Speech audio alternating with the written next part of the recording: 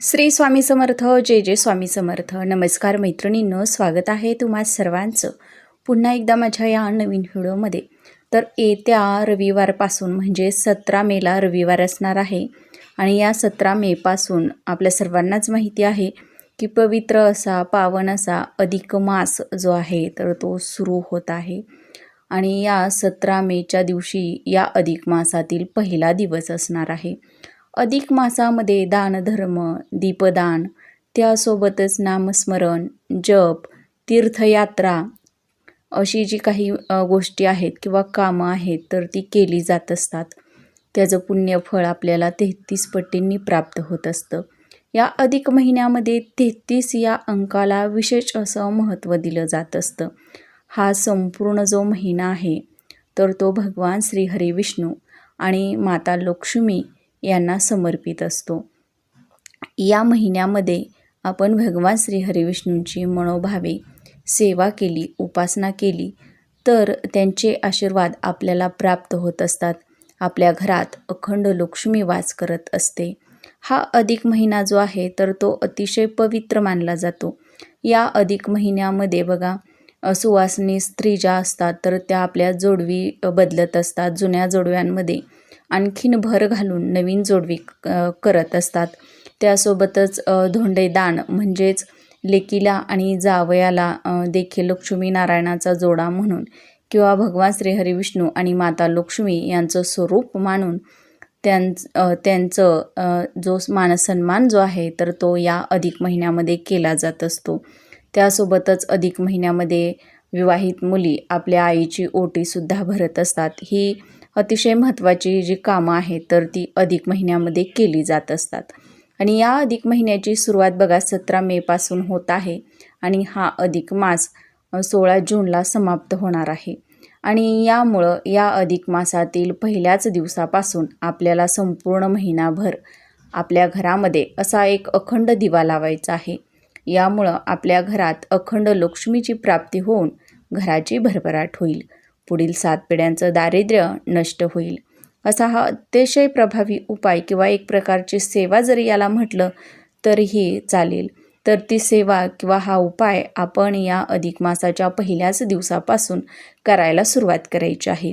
तर हा दिवा कसा लावायचा आहे, कुठे लावायचा आहे याचीच संपूर्ण माहिती आपण पुढे व्हिडिओमध्ये पाहणार आहोत. त्यामुळे तुम्ही हा व्हिडिओ कुठेही स्किप न करता शेवटपर्यंत नक्की पहा, म्हणजे याविषयीची संपूर्ण माहिती तुम्हाला मिळून जाईल. तर बघा, या अधिक मासामध्ये व्रतसुद्धा केलं जात असतं. एक वेळ जेवण कोणी व्रत करतं किंवा दिवसभर उपवास करून संध्याकाळच्या वेळी जेवण करून हा जो उपवास आहे तर तो सोडला जात असतो. कोणतंही व्रत असेल तर ते संकल्प करूनच करावं. तर या अधिक मासाची सुरुवात 17 मेपासून होत आहे. तर या रविवारच्या दिवशीच आपल्याला आपली कोणतीही कठीण इच्छा असेल, पूर्ण होत नसेल तर ती इच्छा पूर्ण करून घेण्यासाठी किंवा ती इच्छा पूर्ण होण्यासाठी आपल्याला या रविवारच्या दिवशी संकल्प करून या अधिक मासातील व्रताला सुरुवात करायची आहे. त्यासोबतच बघा, या दिवशी आपल्याला लवकर उठायचं आहे, स्वच्छ स्नान करायचं आहे. आता बघा, या महिन्यामध्ये पवित्र नद्यांमध्ये किंवा तीर्थक्षेत्री जाऊन स्नान करण्याला विशेष असं महत्त्व दिलं जातं. पण प्रत्येकालाच तीर्थक्षेत्री जाऊन स्नान करणं शक्य होत नाही. अशा वेळी आपण थोडंसं गंगाजल टाकून आपल्याला आंघोळीच्या पाण्यामध्ये टाकायचं आहे आणि यानं स्वच्छ आंघोळ करायची आहे. त्यानंतरनं आपल्या घरामध्ये जर भगवान श्रीहरी विष्णूंची मूर्ती असेल किंवा अगदीच बाळकृष्णाची मूर्ती असेल तर त्या मूर्तीवरती दुधानं किंवा पंचामृतानं अभिषेक करायचा आहे. एक चौरंग घ्यायचा आहे. चौरंगावरती आपल्याला पिवळ्या रंगाचं कापड अंथरून घ्यायचं आहे. त्याच्यावरती भगवान श्रीहरी विष्णूंची मूर्ती किंवा फोटो ठेवायचा आहे. त्यानंतर आपल्याला मूर्तीला हळदी कुंकू अष्टगंध हे जे आहे तर ते लावायचं आहे. त्यानंतरनं आपल्याला पिवळ्या रंगाची फुलं, पिवळ्या रंगाची फळं प्रसाद म्हणून अर्पण करायचे आहेत. आणि हा जो दिवा आहे तर तो आपल्याला अखंड दिवा आपल्याला आपल्या घरामध्ये प्रज्वलित करायचा आहे. तर आपला रोजचा जो दिवा आहे तर तो सुद्धा आपल्याला देवघरामध्ये प्रज्वलित करायचा आहे आणि हा दिवा देखील त्याच दिव्याबरोबर प्रज्वलित करायचा आहे. तर यासाठी आपल्याला काय करायचं आहे, 33 ज्या फुलवाती असतात तर त्या 33 फुलवाती एकत्र करून त्याची लांब अशी एक वात बनवून घ्यायची आहे. दिवा आपल्याला आकारानं मोठाच घ्यायचा आहे, मग तो कोणत्याही धातूचा घेतला तरीही चालणार आहे. जास्त तेल किंवा तूप या दिव्यामध्ये मावेल इतपत मोठा दिवा आपल्याला यासाठी लागणार आहे. अगदीच मग तुम्ही तांब्याचा घ्या किंवा पितळेचा जरी घेतला तरीही चालेल. आता दिवा घेतल्यानंतर ही जी फुलवातींची 33 फुलवातींची जी एक वात बनवलेली असणार आहे, तर ती या दिव्यामध्ये आपल्याला घालून घ्यायची आहे. दिव्यामध्ये घातल्यानंतरनं आपल्याला त्या दिव्यामध्ये भरपूर असं तेल घालून घ्यायचं आहे. आणि हा जो दिवा आहे तर तो आपल्याला आपल्या देवघरामध्येच प्रज्वलित करायचा आहे. अखंड दिवा आपल्याला प्रज्वलित करायचा आहे, म्हणजे तो दिवा कधीही विझता कामा नये असा अखंड दिवा आपल्याला आपल्या देवघरामध्ये प्रज्वलित करायचा आहे.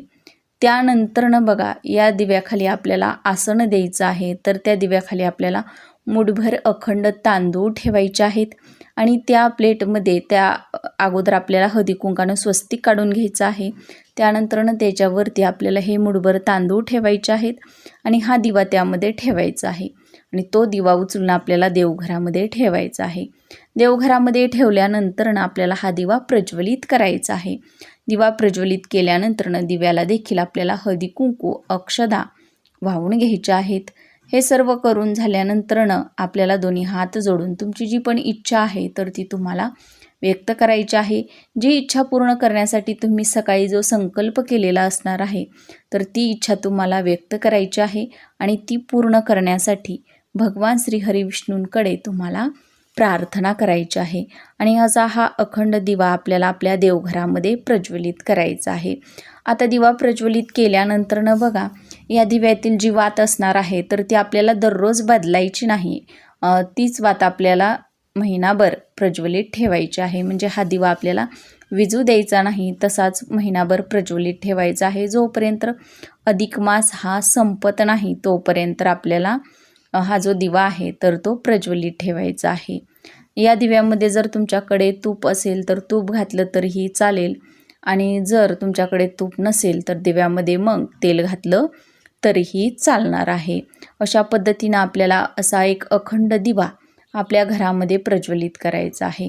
अधिक मासामध्ये बघा, दीपदान करण्याला विशेष असं महत्त्व दिलं जातं. आता अधिक मास संपल्यानंतरनं हा जो दिवा आहे तर तो आपल्याला ब्राह्मणाला दान द्यायचा आहे.